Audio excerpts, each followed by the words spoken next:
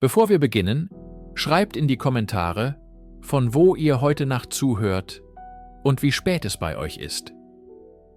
Es ist immer faszinierend zu sehen, wie Menschen aus aller Welt zur gleichen Zeit in diese antiken Mysterien eintauchen. Wenn euch diese Reisen in die Vergangenheit gefallen, abonniert den Kanal, aber nur, wenn ihr wirklich Wert darin findet. In den trockenen Canyons des amerikanischen Südwestens, wo der Wind durch verlassene Felswohnungen pfeift, liegt eines der größten Rätsel der nordamerikanischen Archäologie.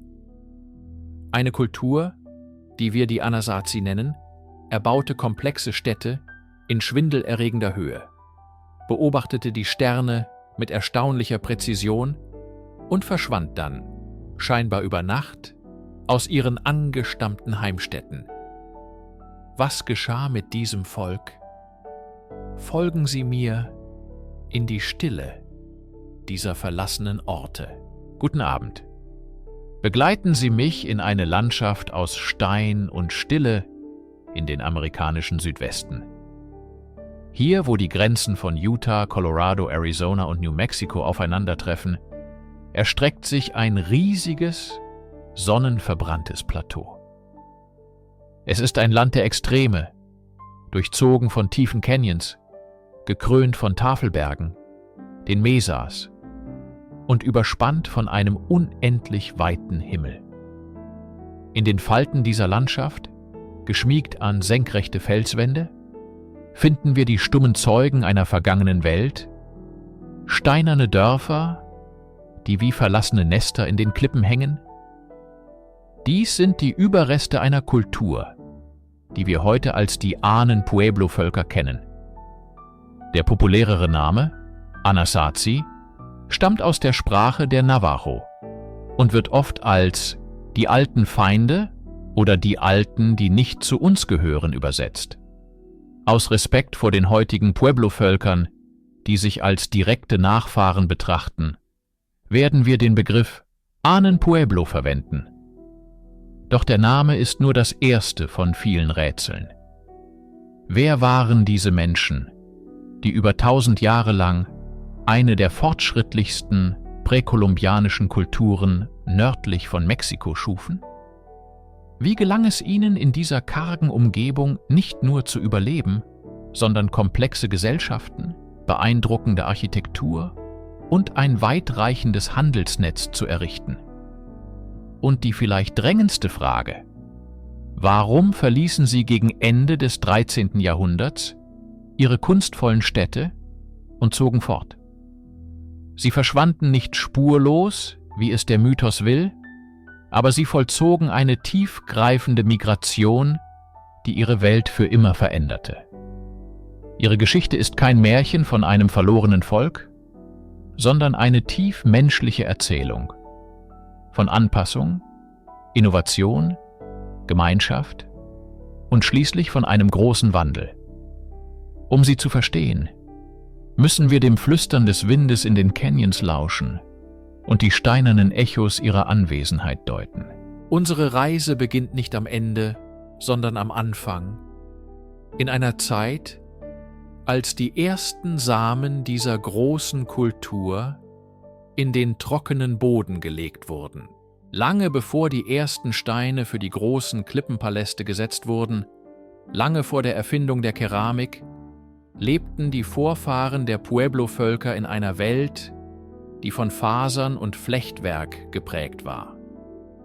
Wir nennen diese frühe Periode, die etwa 1500 vor unserer Zeitrechnung beginnt, die Ära der Korbflechter. Ihr Name ist kein Zufall, sondern eine Hommage an ihre außergewöhnlichste Fähigkeit. Aus den Fasern der Yucca-Pflanze, aus Weidenzweigen und Gräsern, webten sie Kunstwerke von unglaublicher Komplexität und Nützlichkeit. Ihre Körbe waren so dicht geflochten, dass sie, mit Lehm abgedichtet und mit heißen Steinen gefüllt, sogar zum Kochen von Wasser verwendet werden konnten. Sie dienten als Vorratsgefäße für Samen, als Tragegestelle, als Sandalen und sogar als Grabbeigaben. Diese Menschen waren seminomadisch, Jäger und Sammler, die sich im Rhythmus der Jahreszeiten durch das Land bewegten. Doch sie waren auch die ersten Bauern der Region. Sie kultivierten Mais und Kürbisse, die langsam aus dem Süden ihren Weg hierher gefunden hatten. Diese ersten landwirtschaftlichen Bemühungen waren bescheiden, aber sie waren der erste Schritt zur Sesshaftigkeit. Ihre Behausungen waren keine Steinhäuser, sondern in den Boden gegrabene Grubenhäuser. Ein kreisrundes Loch mit einem Dach aus Holz und Lehm bedeckt, bot Schutz vor der Hitze des Sommers und der Kälte des Winters. Der Eingang erfolgte oft durch eine Öffnung im Dach über eine Leiter. Im Zentrum brannte ein Feuer, dessen Rauch durch dieselbe Öffnung abzog. Es war ein einfaches Leben, tief verbunden mit der Erde, sowohl im wörtlichen als auch im spirituellen Sinne. Jeder Korb, jedes geerntete Maiskorn war ein Zeugnis ihres tiefen Verständnisses für die raue Umgebung und ihrer Fähigkeit, mit den Gaben des Landes zu leben. In diesen bescheidenen Anfängen, in der Stille der Grubenhäuser und der meisterhaften Kunst des Flechtens, liegt der unscheinbare, aber feste Grundstein für die Zivilisation, die Jahrhunderte später den gesamten Südwesten prägen sollte. Um das Jahr 750 unserer Zeitrechnung begann sich die Welt der Ahnen-Pueblo grundlegend zu verändern. Zwei technologische Innovationen trafen fast gleichzeitig ein und lösten eine kulturelle Revolution aus. Die erste war die Keramik. Während die Korbflechter Meister der Faser waren, boten Tontöpfe entscheidende Vorteile. Sie waren feuerfest und ermöglichten es, Nahrung direkt über einer Flamme zu kochen. Dies veränderte die Ernährung grundlegend. Bohnen, eine neue Nutzpflanze, konnten nun weich gekocht und zu einer wichtigen Proteinquelle werden. Getreidebrei wurde zu einem Grundnahrungsmittel. Zudem konnten in Töpfen Wasser und Saatgut sicherer vor Nagetieren und Feuchtigkeit gelagert werden. Die zweite Neuerung war Pfeil und Bogen, die den bisherigen Speer und die Speerschleuder, das Atlatl, ersetzten. Diese neue Waffe war präziser, hatte eine größere Reichweite und ermöglichte eine effizientere Jagd. Diese technologischen Fortschritte förderten eine zunehmend sesshafte Lebensweise. Die Landwirtschaft wurde intensiver, die Vorratshaltung verlässlicher. Und mit der Sesshaftigkeit änderte sich auch die Architektur. Langsam, über Generationen hinweg, kletterten die Menschen aus ihren Grubenhäusern ans Tageslicht. Sie begannen oberirdische Strukturen aus Lehm, Holz und schließlich aus sorgfältig behauenen Steinen zu errichten. Die ersten Pueblos entstanden. Dies waren keine einzelnen Häuser mehr, sondern miteinander verbundene Raumgruppen, die zu dorfähnlichen Gemeinschaften anwuchsen. Die alten Grubenhäuser verschwanden jedoch nicht vollständig. Sie entwickelten sich weiter zu den Kivas, runden, meist unterirdischen Zeremonialräumen, die zum spirituellen Herzen jedes Pueblos wurden. Dieser Wandel von unterirdischen Einzelwohnungen zu oberirdischen, gemeinschaftlichen Steindörfern war mehr als nur ein architektonischer Fortschritt. Er spiegelte einen tiefgreifenden sozialen Wandel wider. Die Entstehung von größeren, organisierten Gemeinschaften, in denen Familien in enger Nachbarschaft lebten, arbeiteten und ihre Zeremonien abhielten. Die Ära der Pueblo-Kultur hatte begonnen. Im Herzen des heutigen New Mexico liegt eine trockene, unwirtliche Schlucht, die für einige Jahrhunderte zum Epizentrum der Pueblo-Welt werden sollte: der Chaco Canyon. Was hier zwischen 850 und 1250 nach Christus geschah, war in seiner Größenordnung und Komplexität beispiellos nördlich von Mexiko. Anstatt einfacher Dörfer errichteten die Chacoaner monumentale Bauten, die wir heute als große Häuser bezeichnen. Pueblo Bonito, das größte von ihnen, ist ein architektonisches Meisterwerk. Es umfasste mehr als 600 Räume, die sich bis zu 5 Stockwerke hoch erhoben, und Dutzende von Kivas. Die Mauern wurden in einer einzigartigen Kernmanteltechnik errichtet, bei der ein Kern aus Schutt und Lehm mit einem Furnier aus präzise zugeschnittenen Sandsteinplatten verkleidet wurde. Diese Bauten waren nicht nur groß, sie waren auch astronomisch ausgerichtet. Fenster und Türen wurden so positioniert, dass sie die Sonnenstrahlen bei den Sonnenwenden und Tag- und Nachtgleichen einfingen und wichtige Momente im zeremoniellen Kalender markierten. Doch Chaco war mehr als nur eine Ansammlung beeindruckender Gebäude. Es war das Zentrum eines riesigen Netzwerks. Über 600 Kilometer an schnurgeraden, bis zu 9 Meter breiten Straßen strahlten von Chaco aus in die umliegende Region und verbanden das Zentrum mit über 150 Außensiedlungen. Diese Straßen ignorierten topografische Hindernisse.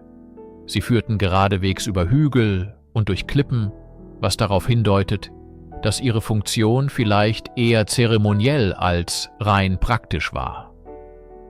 Archäologen debattieren bis heute über die genaue Funktion von Chaco. War es eine Hauptstadt, ein Handelszentrum, ein Pilgerort oder von allem etwas?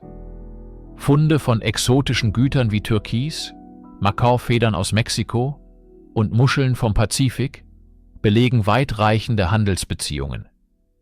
Die schiere Größe der Bauten und die dafür nötige Organisation deuten auf eine komplexe soziale Hierarchie hin, die in der egalitären Pueblo-Kultur bisher unbekannt war. Chaco Canyon war der Höhepunkt, der Ausdruck des größten organisatorischen und spirituellen Ehrgeizes der Ahnen Pueblo.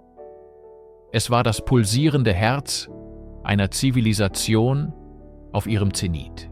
Wenn wir uns von den großen Häusern des Chaco Canyons entfernen und unseren Blick über die weite Landschaft schweifen lassen, entdecken wir ein weiteres Rätsel, das in den Wüstenboden gezeichnet ist. Ein gewaltiges Netz von Straßen.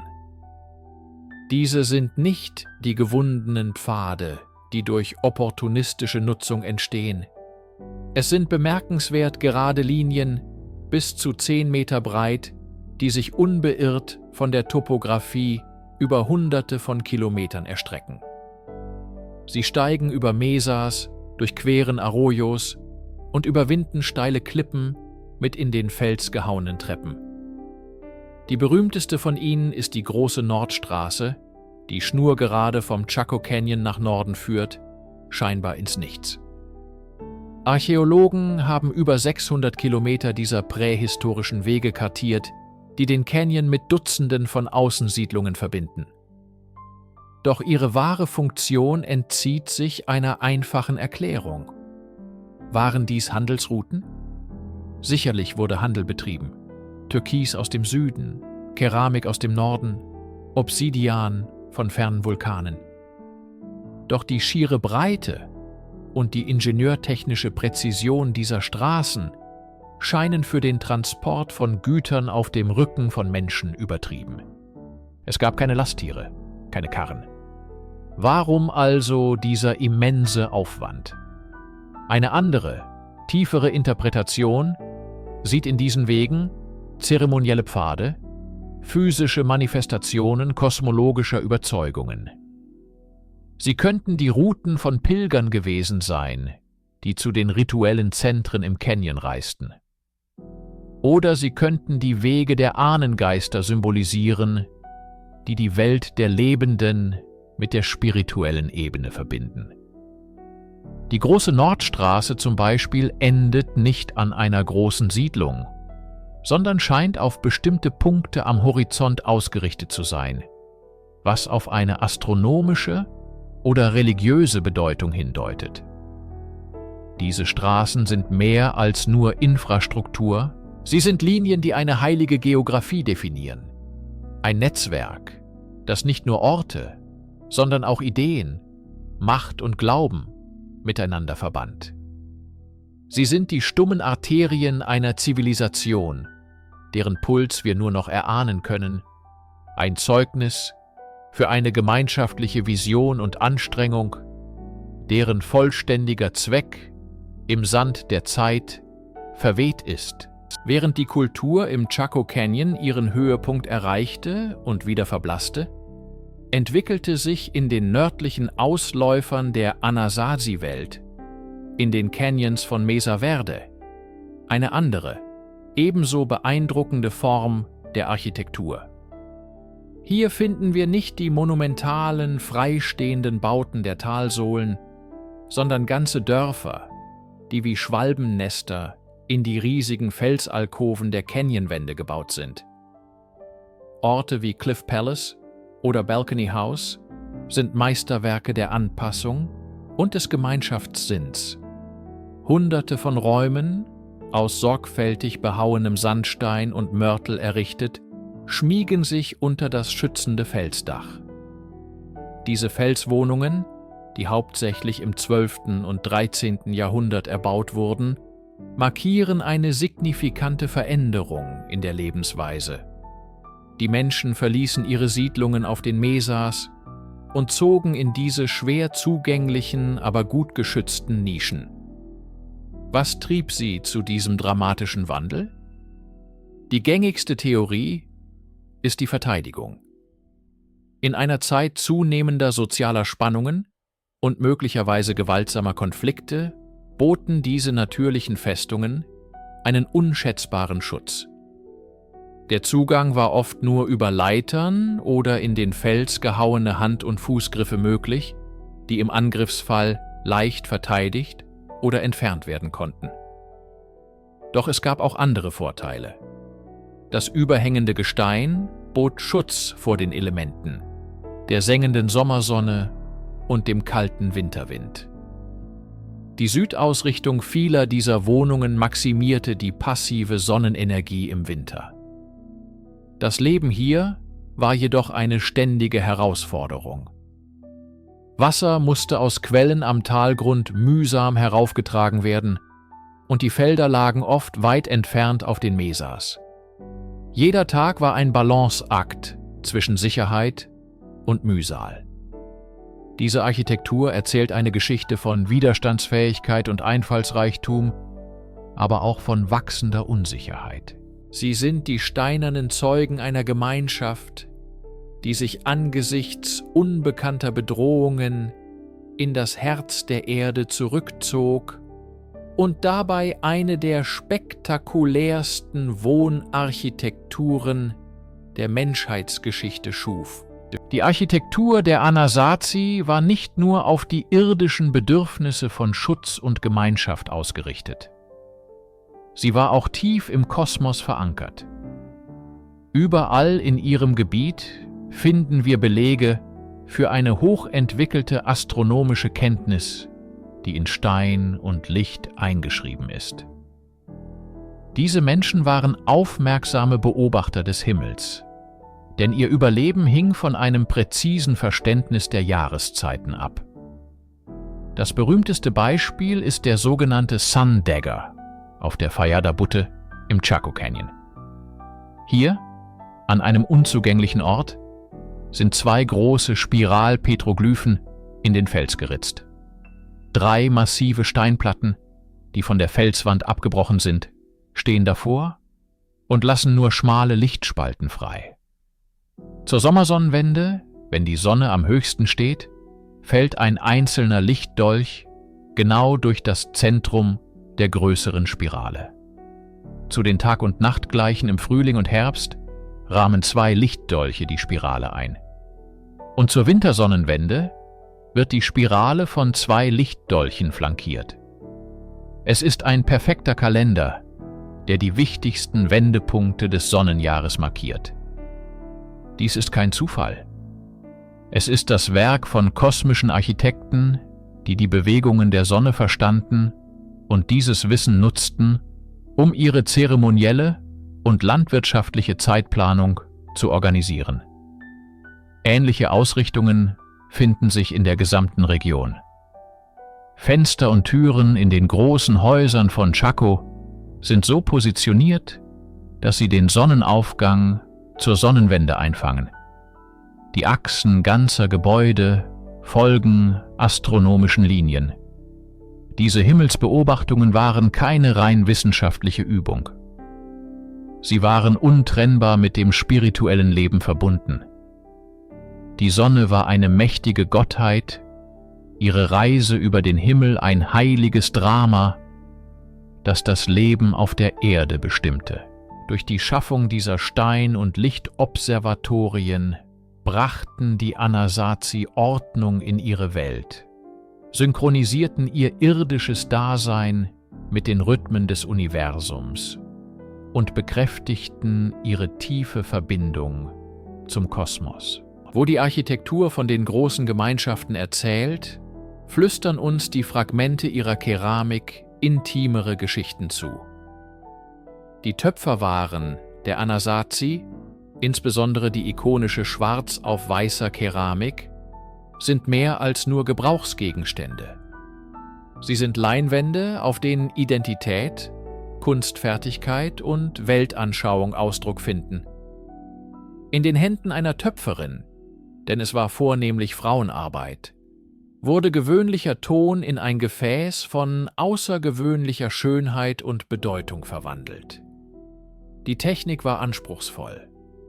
Der weiße oder hellgraue Grundton wurde sorgfältig geglättet und poliert.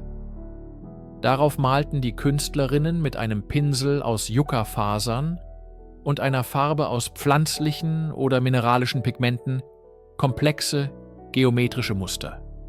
Jede Region, jede Zeitperiode und vielleicht sogar jede Sippe entwickelte ihren eigenen, unverwechselbaren Stil. Archäologen können heute anhand der feinen Linienführung, der Schraffuren und der spezifischen Motive, von Zickzacklinien und Stufenmustern bis hin zu stilisierten Vögeln, eine Scherbe, oft einer bestimmten Ortschaft und einem bestimmten Jahrzehnt zuordnen. Diese Muster waren wahrscheinlich nicht nur Dekoration. Sie könnten visuelle Darstellungen von Clan-Zugehörigkeiten gewesen sein, Landkarten kosmologischer Konzepte oder Symbole, die mit Wasser und Fruchtbarkeit assoziiert wurden. Die Präzision und Symmetrie der Designs zeugen von einem tiefen Sinn für Ordnung und Ästhetik. Wenn wir heute eine dieser Schalen in Händen halten, spüren wir die kühle Glätte des Tons und können die feinen Pinselstriche der Künstlerin nachvollziehen. Wir blicken auf eine Sprache, deren genaue Grammatik wir verloren haben, deren Schönheit aber universell verständlich bleibt. Die Abertausenden von Scherben, die in der Wüste verstreut liegen, sind wie die Buchstaben eines verlorenen Buches. Jedes Fragment ist ein Puzzleteil, das uns hilft, das komplexe Mosaik dieser faszinierenden Kultur zusammenzusetzen und die Menschen hinter den steinernen Mauern ein wenig besser zu verstehen. Steigen wir nun hinab, tiefer in das Herz der Anasazi-Kultur, in einen Raum, der sowohl physisch als auch metaphysisch im Zentrum ihrer Welt stand. Die Kiva. Diese meist runden, in die Erde eingelassenen Kammern sind mehr als nur archäologische Strukturen. Sie sind Portale in die Kosmologie eines Volkes. Stellen Sie sich vor, wie wir durch eine kleine Öffnung im Dach über eine Leiter in die kühle, erdige Dunkelheit hinabgleiten. Die Luft ist erfüllt vom Geruch von trockenem Lehm, Wacholderrauch und dem Hauch von Zeremonien, die vor Jahrhunderten stattfanden. In der Mitte der Kiva befindet sich eine Feuerstelle, deren tanzende Flammen die gekrümmten Wände in ein warmes, lebendiges Licht tauchen und lange Schatten werfen, die wie Geister der Ahnen wirken. Die Decke über uns, getragen von robusten Holzbalken, symbolisiert den Himmel, während der gestampfte Lehmboden die Erde darstellt. Doch das eigentliche Mysterium liegt in einem kleinen, unscheinbaren Loch im Boden, dem Sipapu. Für die Pueblo-Völker, die Nachfahren der Anasazi, ist dies kein gewöhnliches Loch. Es ist der heilige Ort des Ursprungs, der Nabel der Welt, durch den die ersten Menschen aus den unteren Welten in diese Welt aufstiegen. Die Kiva ist somit eine architektonische Nachbildung des gesamten Universums und eine ständige Erinnerung an die Schöpfungsgeschichte. Sie war ein Ort der Männer, ein Raum für Rituale, für die Weitergabe von heiligem Wissen und für wichtige Entscheidungen, die das Schicksal der Gemeinschaft betrafen. Hier wurden die Jahreszeiten gefeiert, Gebete für Regen und eine gute Ernte gesprochen und die jungen Männer in die Geheimnisse und Verantwortlichkeiten ihres Clans eingeweiht. Die Akustik in diesen runden Räumen ist bemerkenswert. Ein leises Flüstern oder der rhythmische Klang einer Trommel füllt den gesamten Raum. Wenn wir hier in der Stille sitzen, können wir fast die Echos der alten Gesänge hören, die von der Harmonie zwischen Mensch, Erde und Kosmos erzählen. Die Kiva war kein Ort der Flucht vor der Welt, sondern ein Ort der tiefen Verbindung mit ihr, ein heiliger Resonanzkörper im Herzen jeder Siedlung. Nachdem wir die spirituellen Tiefen der Kiva erkundet haben, richten wir unseren Blick nun auf das pulsierende Leben, das sich darüber in den sonnenbeschienenen Pueblos abspielte. Die Gesellschaft der Anasazi war ein kunstvolles Geflecht aus Verwandtschaft, Zusammenarbeit und Tradition, das es ihnen ermöglichte, in einer anspruchsvollen Umgebung nicht nur zu überleben, sondern zu gedeihen. Archäologische und ethnografische Hinweise deuten stark darauf hin, dass ihre Gesellschaft matrilinear organisiert war. Das bedeutet, die Abstammung und Erbfolge wurden über die mütterliche Linie verfolgt. Eine Frau erbte das Haus und das Land ihrer Mutter, und der Ehemann zog in den Haushalt seiner Frau ein. Diese Struktur verlieh den Frauen eine zentrale und angesehene Stellung innerhalb der Gemeinschaft. Die grundlegende soziale Einheit war die erweiterte Familie, die sich zu größeren Clans zusammenschloss. Diese Clans, oft benannt nach Tieren, Pflanzen oder Naturphänomenen, bildeten das Rückgrat der sozialen und zeremoniellen Organisation. Die Zugehörigkeit zu einem Clan bestimmte die Verantwortlichkeiten, die rituellen Pflichten und die sozialen Beziehungen eines jeden Einzelnen. Es war ein System, das auf Gegenseitigkeit und kollektivem Wohl beruhte, nicht auf individuellem Reichtum oder Macht. Das tägliche Leben war von den Rhythmen der Natur bestimmt.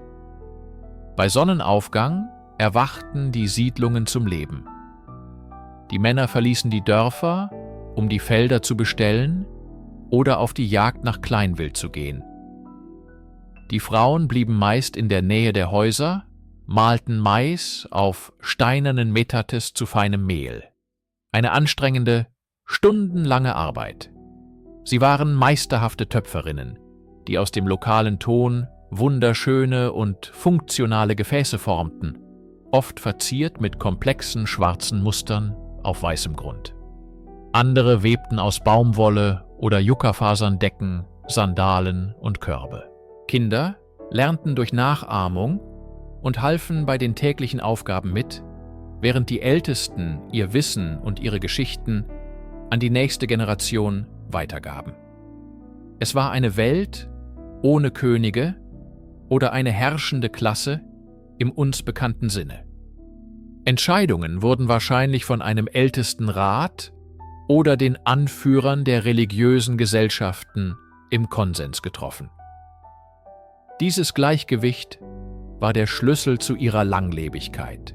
Das soziale Gefüge der Anasazi war beeindruckend, doch es ruhte auf einem Fundament, dass in der trockenen Landschaft des Südwestens alles andere als selbstverständlich war: einer erfolgreichen Landwirtschaft. Ihre Fähigkeit, Wasser zu finden, zu speichern und zu nutzen, war der Schlüssel zu ihrer Existenz und ein Zeugnis ihres tiefen Verständnisses für die Umwelt. In dieser von der Sonne ausgedörrten Region, wo der Regen unvorhersehbar und kostbar ist, entwickelten die Anasazi eine Reihe genialer Techniken, die man als Trockenfeldbau bezeichnet. Sie waren Meister darin, jeden Tropfen Feuchtigkeit zu nutzen. Anstatt große, zusammenhängende Felder anzulegen, verteilten sie ihre Anbauflächen strategisch über die Landschaft. Sie pflanzten in den Mündungen von Canyons, den sogenannten Arroyos, um die seltene Sturzflut optimal auszunutzen. Sie bauten kleine steinerne Dämme, sogenannte Check Dams, über trockene Bachbetten, um den Wasserabfluss zu verlangsamen, die Erosion zu stoppen und feuchtes, fruchtbares Sediment anzusammeln. An den Hängen der Mesas legten sie Terrassen an, um ebene Flächen für den Anbau zu schaffen und das Wasser aufzufangen, bevor es ungenutzt abfließen konnte. Eine besonders clevere Methode waren die Waffelgärten. Dabei wurden kleine, quadratische Parzellen angelegt, die von erhöhten Lehmwällen umgeben waren. Diese Wälle schützten die jungen Pflanzen vor dem Wind und hielten das Wasser direkt an den Wurzeln, wodurch die Verdunstung minimiert wurde. Ihre Hauptanbaupflanzen waren die 3 Schwestern: Mais, Bohnen und Kürbis. Diese 3 Pflanzen bilden eine perfekte Symbiose. Der Mais liefert eine Rankhilfe für die Bohnen reichern den Boden mit Stickstoff an und die großen Blätter des Kürbisses beschatten den Boden, halten ihn kühl und feucht und unterdrücken das Unkraut. Diese landwirtschaftliche Genialität war mehr als nur Technik. Sie war eine Philosophie. Sie zeigt eine Haltung der Zusammenarbeit mit der Natur, nicht der Herrschaft über sie. Jeder Damm, jede Terrasse, jeder Kanal war ein stilles Gebet um Regen und ein Akt des Respekts vor der lebensspendenden Kraft des Wassers. Für mehrere Jahrhunderte funktionierte das fein abgestimmte System aus sozialer Organisation und landwirtschaftlicher Innovation bemerkenswert gut. Die Bevölkerung wuchs, die Siedlungen expandierten und die Kultur der Anasazi erreichte ihren Höhepunkt. Doch die fragile Balance, die ihr Leben in dieser kargen Landschaft ermöglichte, war den Launen eines weitaus größeren Systems unterworfen: dem Klima. Und im späten 13. Jahrhundert begann sich dieses Klima dramatisch zu verändern. Die Schatten, die sich über das Land der Anasazi legten, waren zunächst kaum wahrnehmbar. Vielleicht ein Winter mit weniger Schnee in den Bergen, ein Sommer, in dem die Monsunregen später kamen oder ganz ausblieben. Doch diese einzelnen Ereignisse verdichteten sich zu einem unheilvollen Muster. Die Wissenschaft der Dendrochronologie, die Analyse von Baumringen, hat uns ein präzises und erschütterndes Bild dieser Zeit geliefert. Die Bäume, die damals wuchsen und deren Holz die Anasazi für ihre Bauten verwendeten, sind stille Zeugen. Ihre Jahresringe aus der Zeit zwischen 1276 und 1299 sind extrem eng. Dies ist das unverkennbare Zeichen einer lang anhaltenden schweren Dürre, einer sogenannten großen Dürre. Stellen Sie sich die Auswirkungen vor. Die Ernten auf den Terrassen verdorrten unter der gnadenlosen Sonne. Die Quellen, die die Siedlungen mit Trinkwasser versorgten, versiegten eine nach der anderen. Die kleinen Dämme in den Arroyos fingen kein Wasser mehr auf, weil die Sturzfluten ausblieben. Die 3 Schwestern, Mais, Bohnen und Kürbis, die das Volk über Generationen ernährt hatten, konnten dem Boden nicht mehr abgerungen werden. Die Vorratsspeicher, einst gefüllt für magere Zeiten, leerten sich bedrohlich. Hunger war nicht länger eine abstrakte Gefahr, sondern wurde zur täglichen Realität. Dieser ökologische Stress hatte unweigerlich soziale Folgen. Die Spannungen innerhalb und zwischen den Gemeinschaften müssen zugenommen haben. Die Suche nach den letzten verbliebenen Wasserquellen und fruchtbaren Landstrichen könnte zu Konflikten geführt haben. Die spirituellen Führer in den Kivas mögen ihre Zeremonien intensiviert haben, ihre Gebete und Gesänge zum Himmel geschickt haben. Doch der Regen blieb aus. Das Vertrauen in die alten Traditionen und in die Führung könnte zu bröckeln begonnen haben. Die große Dürre war nicht der alleinige Grund für den späteren Kollaps, aber sie war der Katalysator, ein unerbittlicher Druck, der das Fundament der Anasazi-Welt erodieren ließ und sie auf einen Weg zwang, von dem es keine Rückkehr mehr gab. Guten Abend. Das Bild eines friedlichen, harmonischen Volkes, das im Einklang mit der Natur lebte, hat die Vorstellung von den Ahnen der Pueblo-Völker lange geprägt. Doch die Steine und Knochen, die sie zurückließen, erzählen eine komplexere, oft düsterere Geschichte. Ab dem späten 12. Jahrhundert verdichten sich die archäologischen Hinweise auf zunehmende Spannungen und gewaltsame Konflikte. Die Architektur selbst wird zur stummen Zeugin dieser unruhigen Zeiten. Offene, zugängliche Siedlungen weichen defensiven Festungen. Dörfer werden an schwer zugänglichen Orten errichtet, auf hohen Mesas oder in tiefen Felsnischen, die nur über Leitern und schmale Pfade erreichbar waren. Mauern werden dicker, Wehrtürme entstehen und die Siedlungsplanung richtet sich nicht mehr nur nach Sonne und Gemeinschaft, sondern auch nach Sichtlinien und Verteidigungsmöglichkeiten. Diese Verlagerung an strategische befestigte Orte war keine Laune, sondern eine Notwendigkeit. Skelettfunde aus dieser Periode untermauern dieses Bild. Archäologen entdecken immer häufiger menschliche Überreste mit Anzeichen von Gewalteinwirkung. Eingeschlagene Schädel, parierte Knochenbrüche an den Unterarmen, eine klassische Abwehrverletzung und in einigen Fällen sogar Pfeilspitzen, die noch zwischen den Rippen steckten. Orte wie Castle Rock Pueblo in Colorado zeugen von einem regelrechten Massaker, bei dem Dutzende Männer, Frauen und Kinder ums Leben kamen. Noch beunruhigender sind die Funde, die auf rituellen Kannibalismus hindeuten. An Orten wie Cowboy Wash in Colorado wurden menschliche Knochen gefunden, die auf die gleiche Weise zerlegt, gekocht und entfleischt worden waren, wie Tierknochen zur Nahrungsgewinnung. Die Knochen weisen Schnittspuren, Brandspuren und charakteristische Bruchmuster auf, die Archäologen als eindeutige Beweise für Anthropophagie interpretieren.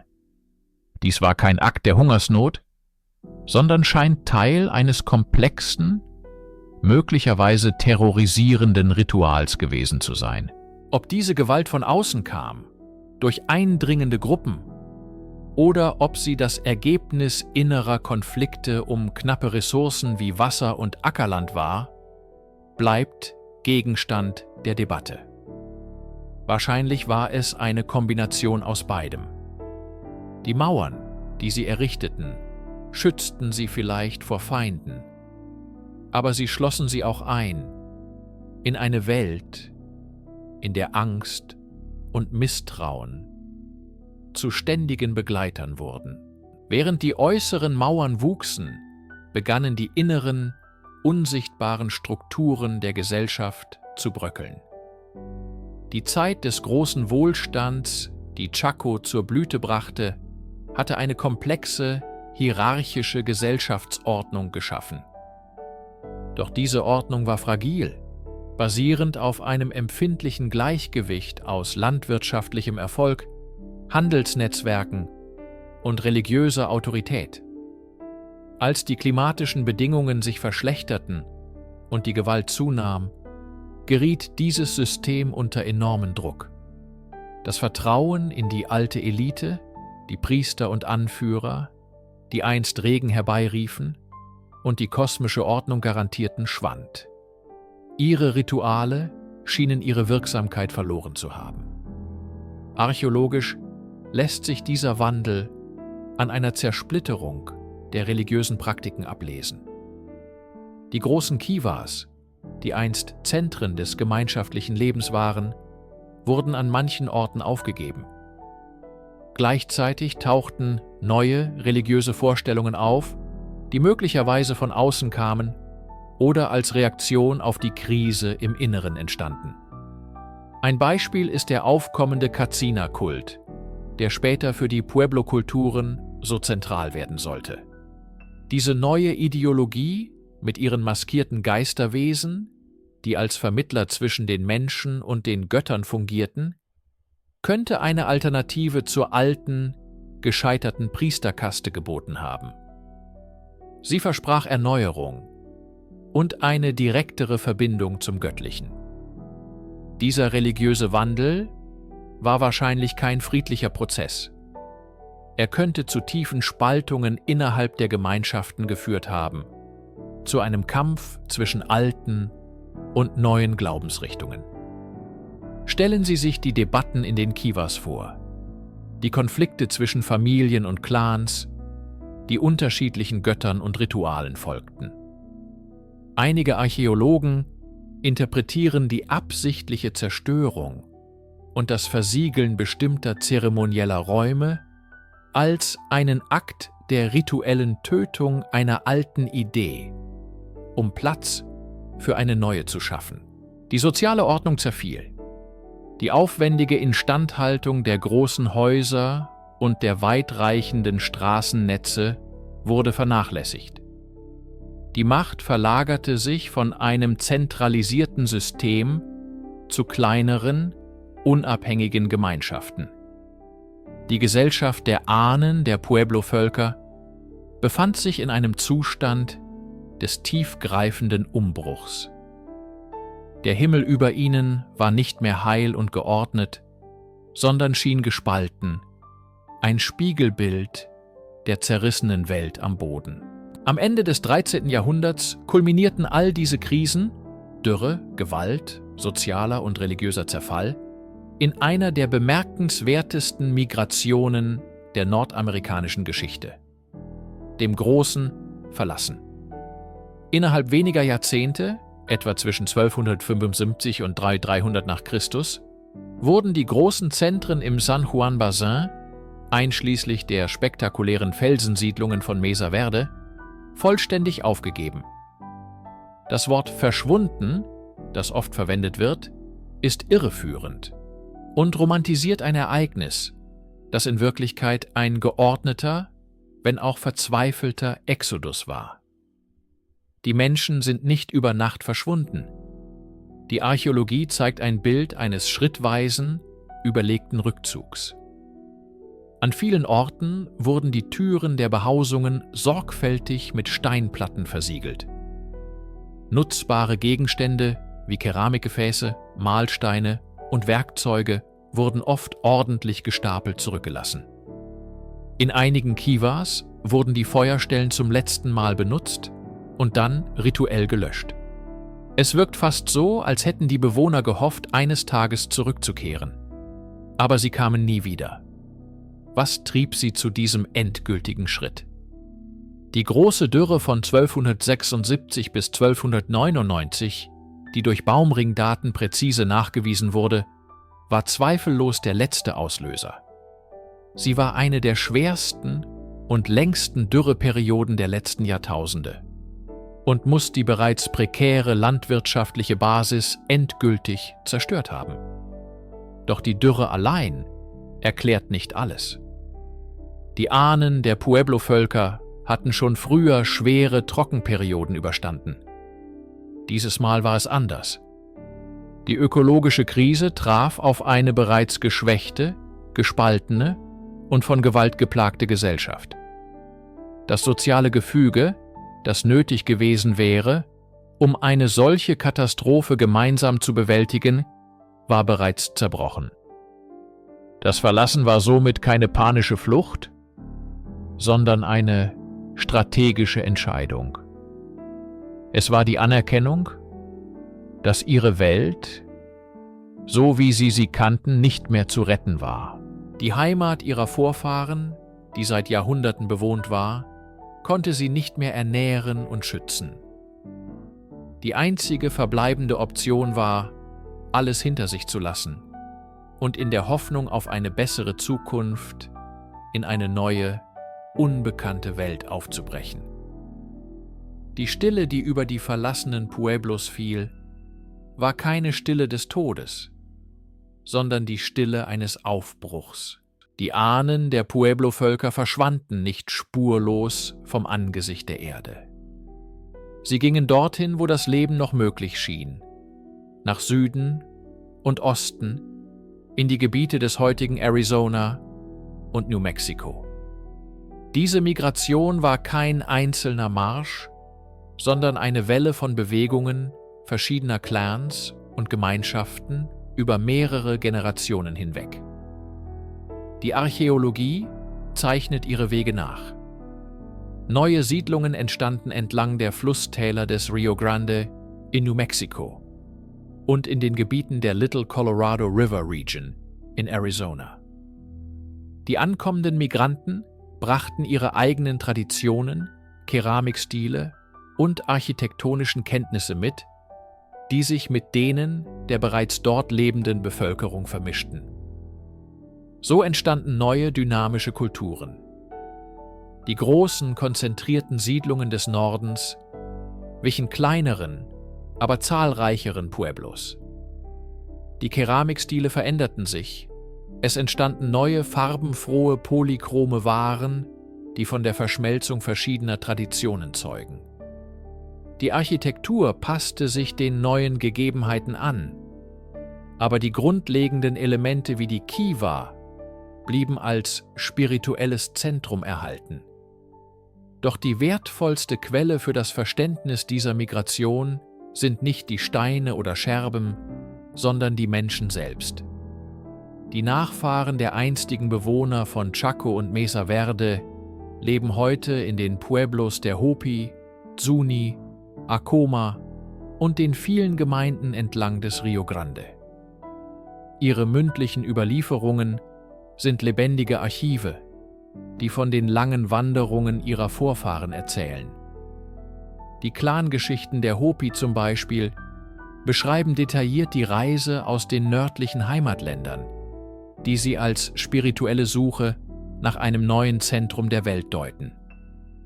Diese Erzählungen stimmen oft erstaunlich genau mit den archäologischen Befunden überein. Sie sprechen von Dürre, Konflikten und der Notwendigkeit, einen neuen Pakt mit dem Land und den Geistern zu schließen. Der Exodus war also kein Ende, sondern eine Transformation. Es war die schmerzhafte, aber notwendige Wiedergeburt einer Kultur. Die Menschen, die wir als Anasazi bezeichnen, hörten nicht auf zu existieren. Sie wurden zu den Hopi, den Zuni, den Keres und den Tanuan sprechenden Völkern. Sie trugen das Feuer ihrer Kultur weiter, passten es an eine neue Welt an und bewahren es bis heute in ihren Tänzen, Liedern und Zeremonien. Das Narrativ eines spurlos verschwundenen Volkes ist ebenso fesselnd wie irreführend. Denn die Anasazi sind nicht verschwunden.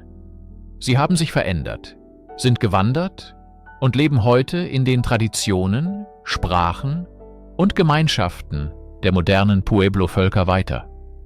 Für die Hopi, die Zuni, die Acoma, die Laguna und die vielen anderen Pueblo-Gemeinschaften entlang des Rio Grande sind Orte wie Chaco Canyon oder Mesa Verde keine Ruinen eines fremden Volkes.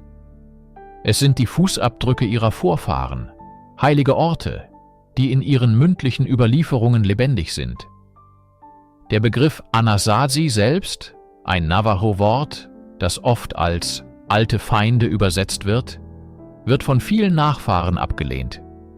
Sie bevorzugen den Begriff Ancestral Puebloans, die Pueblo-Vorfahren, was die direkte Linie der Abstammung betont. Ihre mündlichen Traditionen, von Generation zu Generation weitergegeben, erzählen von langen Wanderungen, von Clangeschichten und von den Gründen, die ihre Ahnen bewogen, die großen Felsensiedlungen zu verlassen. Diese Erzählungen sprechen von sozialen Spannungen, von spirituellen Geboten, die eine neue Heimat forderten, und von einer tiefen, zyklischen Weltsicht, in der Migration ein natürlicher Teil des Lebens ist. Wenn ein Hopi-Ältester von der Sipapu spricht, dem Ort des Ursprungs, aus dem die ersten Menschen in diese Welt kamen, dann ist das keine abstrakte Legende, sondern eine gelebte Geographie, die mit realen Orten in der Landschaft verbunden ist. Archäologische Funde bestätigen oft, was die mündlichen Überlieferungen seit Jahrhunderten bewahren. Die Muster auf der Keramik, die Architektur der Kivas, die Anordnung der Dörfer, all das findet seine Entsprechung in den Praktiken und Symbolen der heutigen Pueblo-Kulturen. Die T-förmigen Türen, die in den Klippenwohnungen zu finden sind, spiegeln sich in den zeremoniellen Bauten der Hopi wider.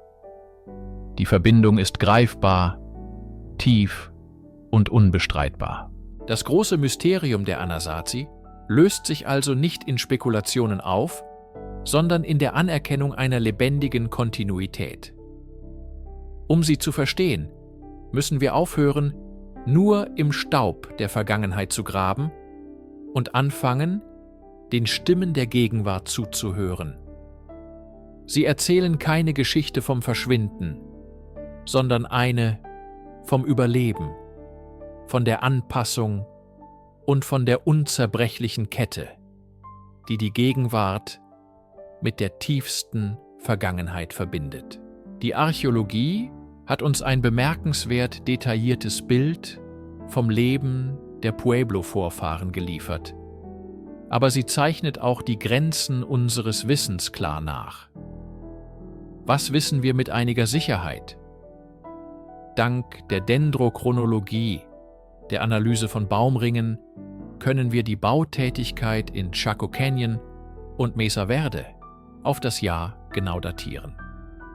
Wir wissen, dass die großen Bauphasen mit Perioden günstiger klimatischer Bedingungen zusammenfielen und dass die große Migration im späten 13. Jahrhundert nach einer schweren, jahrzehntelangen Dürre stattfand. Die Analyse von Pollen und Tierknochen in Abfallgruben verrät uns Details über ihre Ernährung. Mais, Bohnen und Kürbis bildeten die Grundlage, ergänzt durch die Jagd auf Kleinwild und Truthähne, die sie domestizierten. Die Keramikstile, die sich über die Jahrhunderte veränderten, ermöglichen es uns, Handelsrouten nachzuvollziehen, die sich über Hunderte von Kilometern erstreckten und Muscheln vom Pazifik und Türkise aus fernen Minen brachten. Wir wissen, dass ihre Gesellschaft zunehmend komplexer wurde, mit Anzeichen für eine soziale Hierarchie, insbesondere im Chaco-System. Doch hier beginnt das Puzzle unvollständig zu werden. Was genau war die Funktion von Chaco Canyon? War es ein politisches Zentrum, ein Pilgerort, ein Handelsplatz oder eine Kombination aus allem? Die massive Architektur scheint über den Bedarf einer reinen Wohnbevölkerung hinauszugehen. Wir kennen die genaue Natur ihrer politischen Organisation nicht. Gab es Priesterkönige, Ältestenräte oder eine theokratische Führung? Die Beweise sind indirekt und umstritten. Noch tiefer im Dunkeln liegt ihr spirituelles Innenleben. Die Kivas, die runden, unterirdischen Zeremonialräume, waren eindeutig zentral für ihr religiöses Leben. Aber welche Götter wurden dort verehrt? Welche Rituale wurden vollzogen? Die Felsmalereien und Symbole auf der Keramik geben uns Hinweise, aber ihre genaue Bedeutung ist oft verloren gegangen. oder wird nur innerhalb der esoterischen Traditionen ihrer Nachfahren verstanden? Die Archäologie kann uns die Knochen, die Steine und die Scherben geben. Sie kann uns sagen, wann die Menschen lebten, was sie aßen und womit sie handelten. Aber sie kann uns nicht in ihre Köpfe blicken lassen. Sie kann uns nicht die Geschichten erzählen, die sie sich am Feuer erzählten, oder die Gebete, die sie in ihren Kivas flüsterten. Dieses ungelöste Puzzle ist keine Schwäche der Wissenschaft, sondern ihre größte Stärke. Es ist die ehrliche Anerkennung dessen, was wir wissen können und was für immer im Flüstern der Zeit verborgen bleiben mag. Wenn wir heute vor den stillen Mauern von Pueblo Bonito oder den schwindelerregenden Behausungen von Cliff Palace stehen, was sehen wir dann wirklich? Wir sehen nicht das Ende einer Geschichte, sondern ein Kapitel in einer viel längeren Erzählung. Das bleibende Erbe der Pueblo-Vorfahren ist nicht nur in Stein gemeißelt, sondern in die Landschaft, die Kultur und die Menschen des amerikanischen Südwestens eingeschrieben. Ihr erstes großes Erbe ist die Architektur der Anpassung. Sie haben nicht gegen die raue Umgebung gekämpft, sondern mit ihr gebaut. Ihre Felswohnungen nutzten den passiven solaren Gewinn. Im Winter von der tief stehenden Sonne gewärmt, im Sommer vom Felsüberhang beschattet. Ihre Wassermanagementsysteme, von kleinen Dämmen bis zu komplexen Kanälen, sind ein zeitloses Zeugnis für nachhaltiges Leben in einer ariden Welt. Dieses Wissen über das Leben im Gleichgewicht mit der Natur ist heute relevanter denn je. Ihr zweites Erbe ist kultureller Natur und lebt in den Pueblo-Gemeinschaften fort. Die landwirtschaftlichen Techniken, die Kunst der Keramikherstellung, die komplexen sozialen Strukturen und die tiefen spirituellen Überzeugungen, all das hat seine Wurzeln in den Praktiken ihrer Vorfahren. Die Tänze, die heute auf den Plätzen der Pueblos aufgeführt werden, erzählen die gleichen Geschichten von Regen, Mais und dem Zyklus des Lebens, die schon vor 1000 Jahren erzählt wurden. Die Anasazi sind nicht verschwunden. Sie sind die Grundlage, auf der eine reiche und widerstandsfähige Kultur weitergedeiht. Schließlich hinterlassen sie uns ein Erbe der Demut. Ihre Geschichte erinnert uns daran, dass keine Gesellschaft für die Ewigkeit gebaut ist. Selbst die beeindruckendsten Zentren können aufgegeben werden, wenn sich die Bedingungen ändern. Sie lehrt uns, dass Migration und Veränderung fundamentale Aspekte der menschlichen Erfahrung sind, keine Anomalien. Das Mysterium ihres Verschwindens weicht der Einsicht in ihre unglaubliche Widerstandsfähigkeit. Sie sind nicht gescheitert. Sie haben sich angepasst. Sie haben überlebt. Und sie haben sich weiterentwickelt. Das Flüstern der Zeit, das aus den stillen Canyons aufsteigt, ist keine Klage über eine verlorene Welt, sondern ein leiser, beständiger Gesang der Kontinuität. Es ist die Geschichte eines Volkes, das gelernt hat, auf die Erde zu hören und mit dem Wandel zu gehen. Eine Lektion, die in unserer eigenen turbulenten Zeit von unschätzbarem Wert ist.